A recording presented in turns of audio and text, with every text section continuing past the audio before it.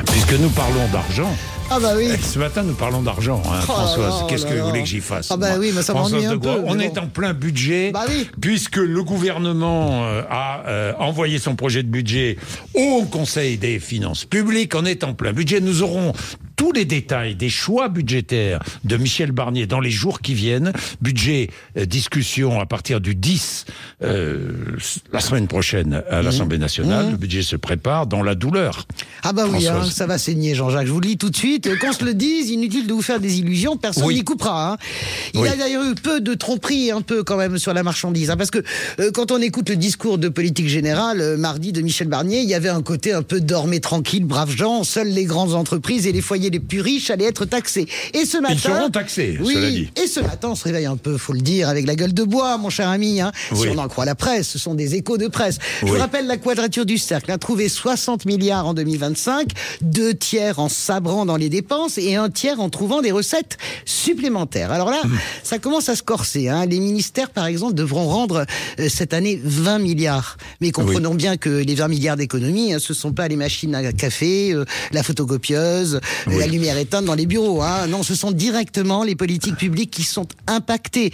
C'est-à-dire l'action des ministères. Ça ne se voit pas tout de suite, ce genre d'économie, mais petit à petit, la baraque, elle commence à tomber en déconfiture. La baraque service public. Si on rajoute à ça la préconisation de la Cour des comptes qui propose de réduire de 8 milliards les dotations aux collectivités locales qui, je le rappelle, sont déjà à l'os et supprimer 100 000 fonctionnaires, vous voyez le tableau. On n'en est pas là, ça c'est la Cour des comptes. Ça c'est la Cour des comptes. On continue sur la purge annoncée, les retraités, le cœur de l'électorat d'Emmanuel Macron et de la droite. Les pensions ne seront revalorisées qu'en juillet 2025 au lieu de janvier. Alors vous me direz, c'est 6 mois, ça a déjà été fait, mais vous imaginez quand même, non mais moi je veux bien. Ce que vous ça avez représente... entendu Gilbert Sette, l'effort là, D'accord, écoutez. Il est acceptable pour les retraités.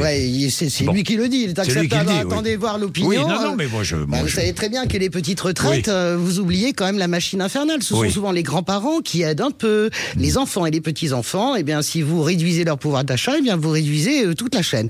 Et le plus croquignol arrive avec les nouvelles recettes. Bien sûr, il y aura une taxe exceptionnelle, a dit Michel Barnier, sur un temps court.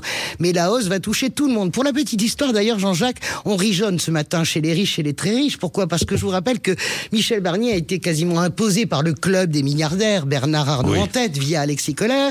Aujourd'hui, mon petit doigt me dit que ça rigeonne car la créature semble un peu échapper au créateur. Parce que cette taxe-là, vous savez, cette taxe temporaire qui risque Barnier de durer... cherche de l'argent, qu'est-ce que vous voulez que je vous dise ? Tout ça, ça aime pas ça. Ça aime pas ça. Aime pas la taxe. Le gouvernement envisage de taxer également les paris sportifs, les jeux en ligne, les billets d'avion sur les classes business et non courrier, les voitures de fonction, autrement dit l'ensemble des Français. Et on en vient... Les grosses voitures polluantes. Oui, on en vient à la fourberie de Scapin ou la fourberie de Barnier.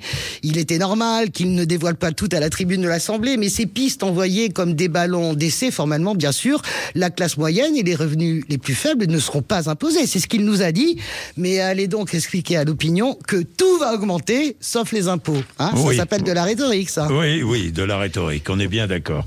Et donc, comment on passe le mur de l'Assemblée ? C'est la vraie question. Comment fait-il ? On fait de la technique parlementaire, mon cher ami. D'abord, il a 3 solutions, Michel Barnier. Soit il fait un compromis avec tous les groupes et ça passe crème, hop. Soit il fait pas de compromis, il y a un 49.3 et derrière il y a la censure. Soit, il fait traîner la discussion budgétaire jusqu'au 31 décembre. Auquel cas, l'ancien budget s'applique et il gouverne par décret. Mais là encore, il faut passer par un vote. Et moi, je vous dis, je suis pas Madame Soleil, mais je fais de la politique et vous aussi vous en faites. Donnez-moi une seule raison ce matin, vous qui nous écoutez, Benjamin, Jean-Jacques Bourdin, pour qu'un groupe vote ce budget. Allez, on y va. La gauche, elle veut plus de services publics. Vous imaginez bien que 20 milliards rendus par les ministères égale 0 plus 0, la tête à Toto. Ok, on continue. Le Rassemblement national, la base sociale de Marine Le Pen, elle peut accepter le PMU taxé, tout taxé. C'est une vraie question. Les macronistes, c'est là que je rigole, excusez-moi. Les macronistes, leur coffre-fort électoral, c'est la retraite. Ce sont les retraités. Ils vont voter côté ça, je termine avec la droite parce que c'est ce qu'il y a de plus savoureux. Laurent Wauquiez va endosser, la droite, la hausse des impôts pour sa peut-être réélection en juin prochain et sa présidentielle. Soyez sérieux. Bon. Soyez sérieux. Il n'y a aucune raison valable pour que ce budget soit voté. Eh bien, nous verrons. Voilà. Nous verrons. Nous en reparlerons, et notamment avec Roland Lescure. Ah oui. Très intéressant, mon invité, 8h30, 9h. Pourquoi ? Parce qu'il est vice-président de l'Assemblée nationale. Il est député de Macron, macroniste.